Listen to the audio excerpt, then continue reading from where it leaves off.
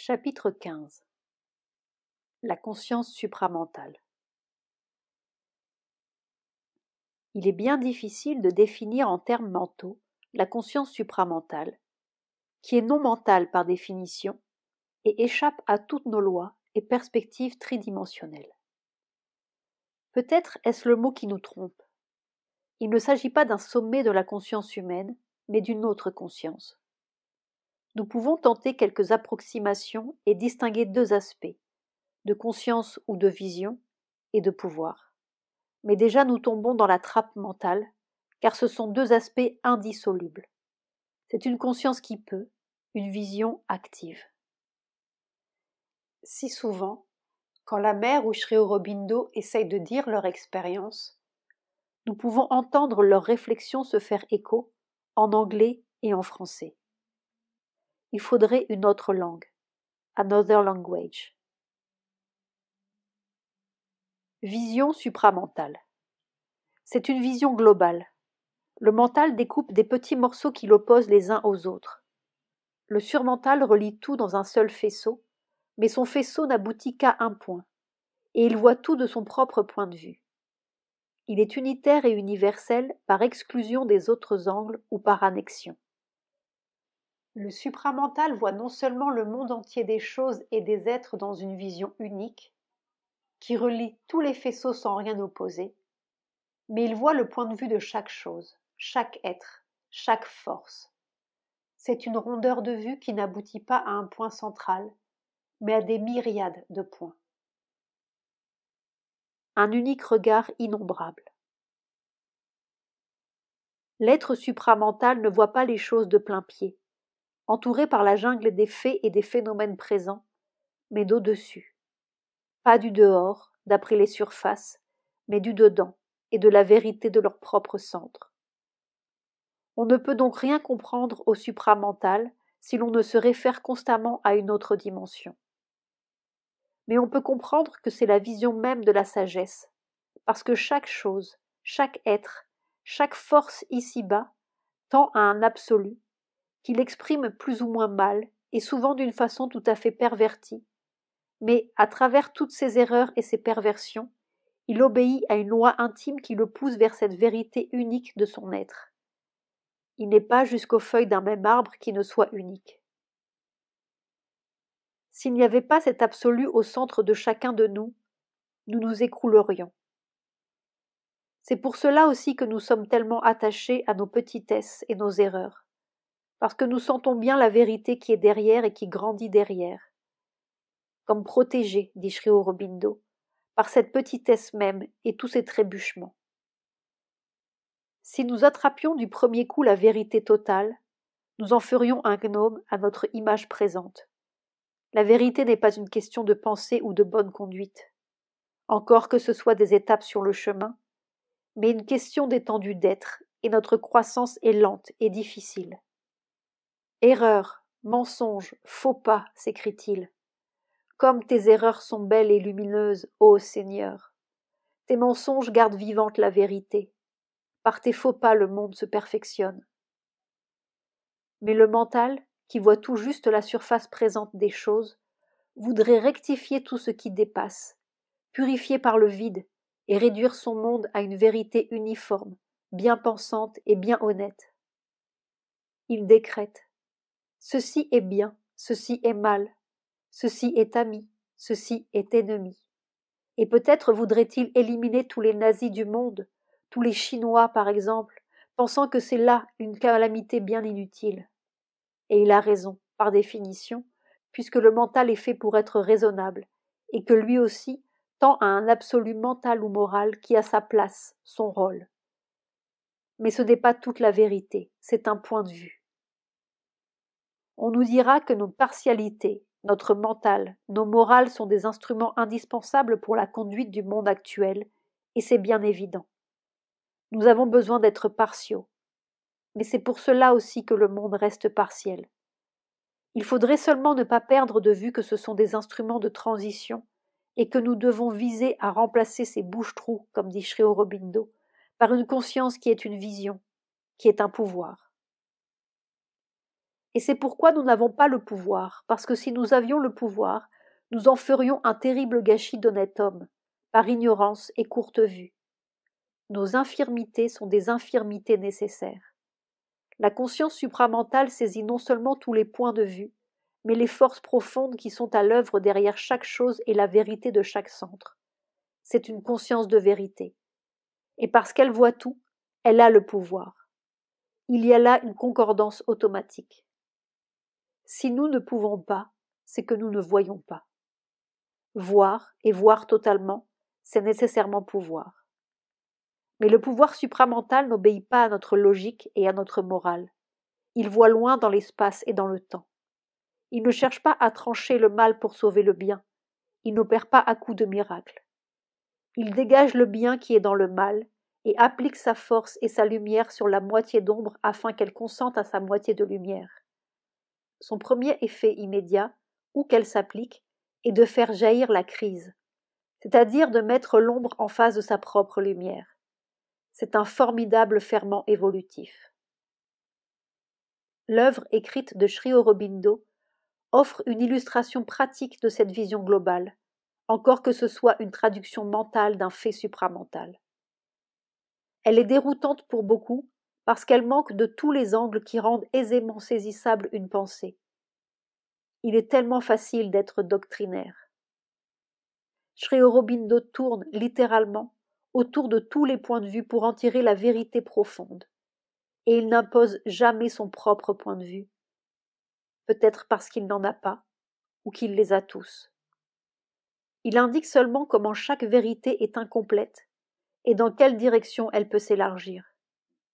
Le supramental n'oppose pas une vérité à une autre pour voir laquelle tient le coup et survivra, mais il complète une vérité par une vérité dans la lumière de la vérité, dont toutes sont des aspects. Une pensée assez grande, disait-il, pour pouvoir contenir ses propres contraires. C'est ce que la mère appelle penser sphériquement. On a toujours le sentiment d'être affreusement dogmatique et systématique quand on parle de Sri Aurobindo, sans doute par la faute de notre langage, qui braque son phare sur un point plutôt que sur un autre, et creuse des ombres, tandis que Sri Aurobindo embrasse tout, non par une sorte de tolérance, qui est un succédané mental de l'unité, mais par une vision indisive qui est réellement une avec chaque chose, au centre de la chose. Peut-être est-ce la vision même de l'amour ? Cette vision indisive est si réelle que même l'apparence du monde physique est changée pour la conscience supramentale. Ou plutôt, elle n'est pas changée, c'est le monde physique qui apparaît tel qu'il est réellement. L'illusion d'optique séparatrice dans laquelle nous vivons s'évanouit. Le bâton n'est plus brisé, tout se tient. Le monde n'est pas comme nous le voyons. Pour le sens supramental, rien n'est vraiment fini, séparé. Fondamentalement, c'est le sentiment que tout est en chaque chose et que chaque chose est en tout. Il n'y a plus de mur de limitation. C'est un sens océanique et subtil où chaque connaissance sensorielle particulière, chaque sensation est comme une vague ou un mouvement, ou un poudroiement, ou une goutte qui pourtant est une concentration de l'océan tout entier et inséparable de l'océan. C'est comme si l'œil du poète ou de l'artiste avait remplacé la vision banale ordinaire qui ne voit rien, mais un œil singulièrement spiritualisé et glorifié, comme si, vraiment, c'était la vision du poète divin suprême à laquelle nous participions et qu'il nous était donné la pleine vue de sa vérité et de ses intentions dans sa figuration de l'univers et de chaque chose dans l'univers. C'est une intensité sans limite qui fait de tout ce que l'on voit la révélation d'une gloire de qualité, d'idées, de formes et de couleurs. L'œil physique lui-même semble contenir un esprit et une conscience qui voient non seulement l'aspect physique de l'objet, mais l'âme de la qualité qui est en lui, la vibration d'énergie, la lumière, la force, la substance spirituelle dont il est fait. En même temps, il y a un changement subtil, et l'on voit dans une sorte de quatrième dimension qui se caractérise par une certaine intériorité. On voit non seulement les surfaces et la forme extérieure, mais ce qui informe la forme et s'étend subtilement autour d'elle. L'objet matériel devient différent de ce que nous le voyons maintenant. Ce n'est plus un objet séparé qui se détache sur un fond au milieu du reste de la nature, mais une partie indivisible de l'unité totale, et même, d'une façon subtile, une expression de l'unité de tout ce que l'on voit. Et cette unité est celle de l'identité de l'Éternel, l'unité de l'Esprit. Car pour la vision supramentale, le monde matériel, l'espace et les objets matériels cessent d'être matériels au sens où ils le sont maintenant, de par le seul témoignage de nos organes physiques limités. Ils apparaissent comme l'esprit lui-même et sont vus comme l'esprit lui-même dans une forme de lui-même et dans une extension consciente. Vision globale, vision indisive, et aussi vision éternelle. C'est la conquête du temps. Si la conscience surmentale voyait de larges extensions d'espace et de temps, la conscience supramentale enveloppe les trois temps. Elle relie passé, présent, futur, et leur connexion indivisible, dans une seule carte de connaissance continue, côte à côte. On peut faire un rapprochement bien intéressant avec la théorie de la relativité. D'après Einstein, plus on s'approcherait de la vitesse de la lumière, plus le temps tendrait à ralentir et plus les longueurs tendraient à raccourcir. À la vitesse de la lumière, nos pendules s'arrêteraient et nos mètres s'aplatiraient. La conscience supramentale, qui est la lumière même, est aussi la conquête du temps. Entre la lumière des physiciens et celle du voyant, il y a peut-être moins de différence qu'on le pense. Le temps est un seul corps, l'espace, un livre unique. La conscience n'est plus un obturateur, qui avait besoin d'être étroit parce que sans cette étroitesse, elle aurait éclaté. C'est un grand regard tranquille. Comme un œil étendu dans le ciel, dit le Rig Veda. 1, 17, 21. La conscience individuelle ordinaire, dit la mère, est comme un axe, et tout tourne autour de l'axe. S'il bouge, on se sent perdu. C'est comme un grand axe. Il est plus ou moins grand. Il peut être tout petit, planté dans le temps, et tout tourne autour. Ça s'étend plus ou moins loin. C'est plus ou moins haut, plus ou moins fort, mais ça tourne autour de l'axe. Et il n'y a plus d'axe, parti, envolé. Ça peut aller au nord, ça peut aller au sud, et à l'est et à l'ouest. Ça peut aller en avant, ça peut aller en arrière, ça peut aller n'importe où. Plus d'axe. Il nous est difficile d'imaginer ce que peut être la vision de cet individu universel, et nous serions tentés de penser, de notre point de vue mental, qu'une connaissance totale des trois temps supprime aussitôt toute la surprise de l'existence. Mais c'est appliqué à la conscience supramentale des normes et des réactions qui n'appartiennent qu'au mental. La façon de voir et de vivre le monde est toute différente. La conscience supramentale n'est pas anxieusement penchée sur l'avenir comme nous le sommes. Tout est là sous ses yeux, mais elle vit divinement dans le temps. Chaque seconde du temps est un absolu, une plénitude aussi totale que les millénaires bout à bout. C'est au contraire la parfaite perfection du temps dans la vie ordinaire. Nous ne sommes jamais dans l'instant, nous sommes projetés en avant ou tirés en arrière, par espoir ou par regret, parce que l'instant n'est jamais ce qu'il est, parce qu'il manque toujours quelque chose. Il est terriblement creux, tandis que dans la conscience supramentale, chaque chose est à chaque instant pleinement ce qu'elle doit être, comme elle doit être. C'est une béatitude constante, inaltérable. Chaque séquence, chaque image du grand film cosmique est pleine de toutes les images qui précèdent et de toutes celles qui suivent.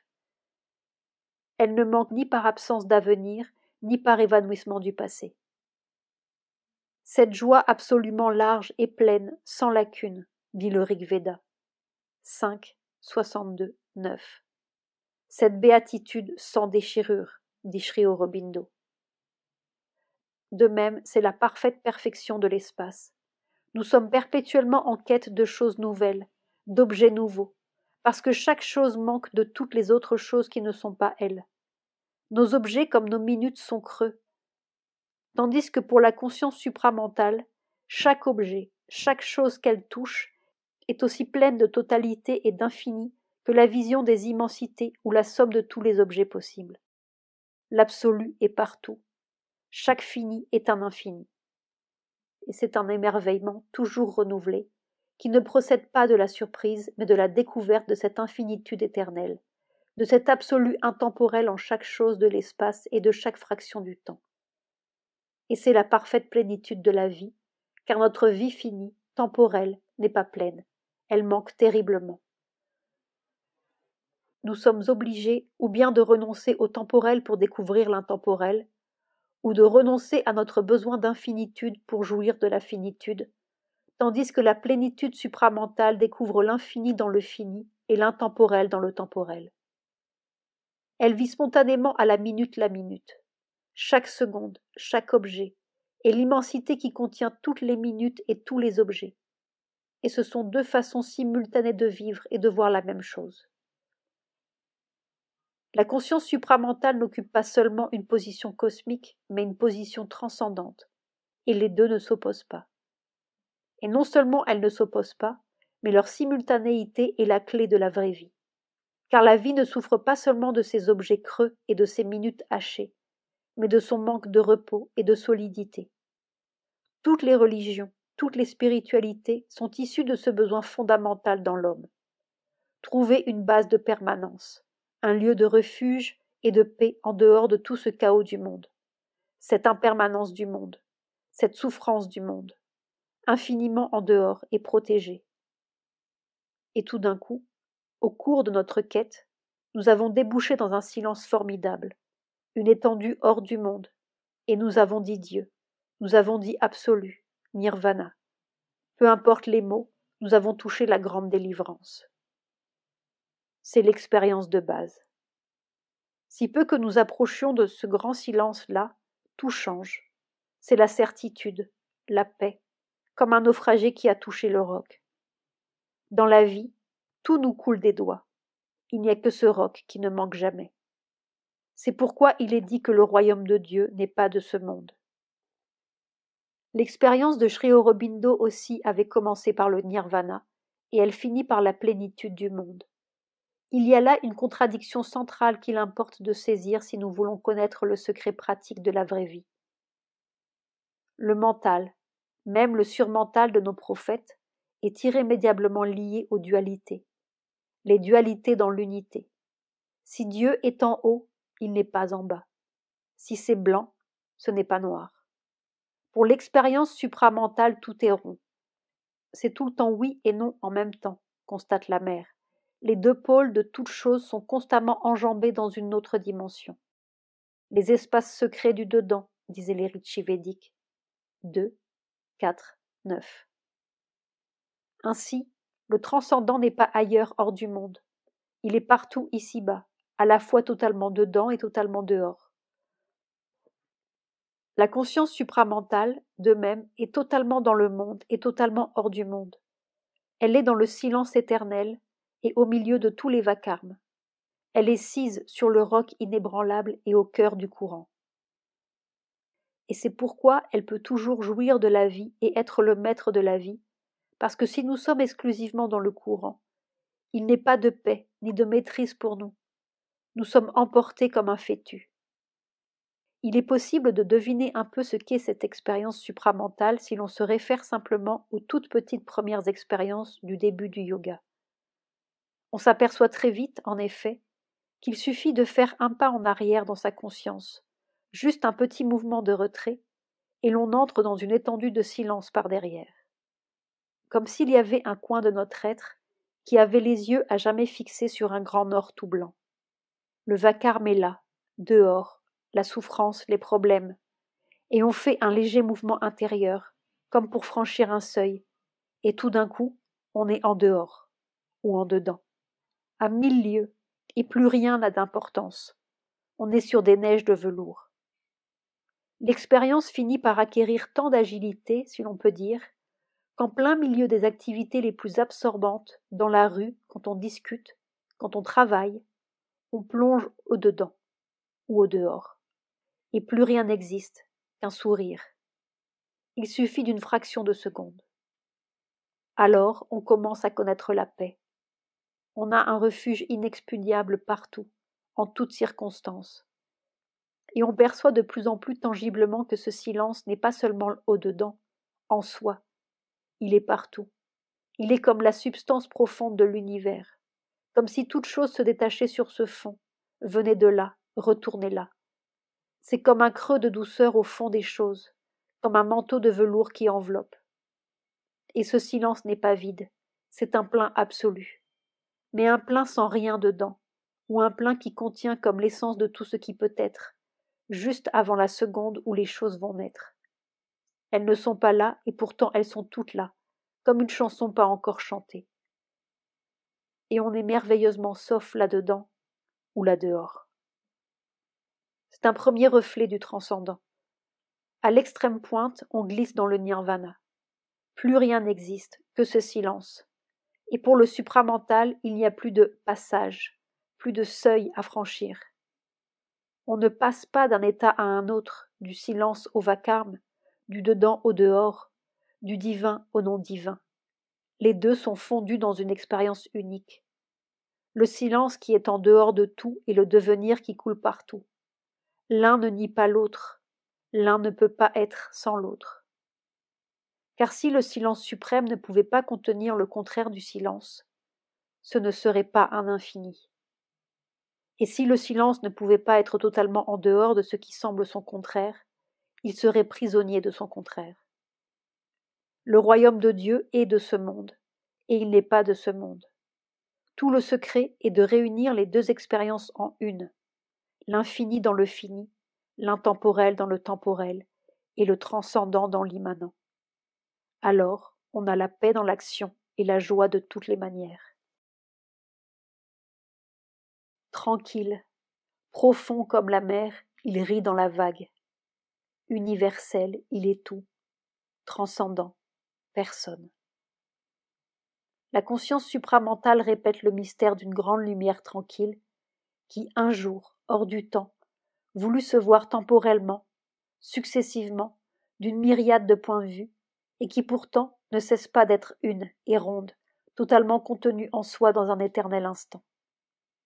L'évolution n'a d'autre but que de retrouver tout en bas cette totalité d'en haut, c'est de découvrir sur la terre, au milieu même des dualités et des contradictions les plus poignantes, l'unité suprême, l'infinitude suprême, la joie suprême, Ananda. C'est pour trouver ce secret que nous avons été tirés en bas chaque fois que nous faisions un pas en haut.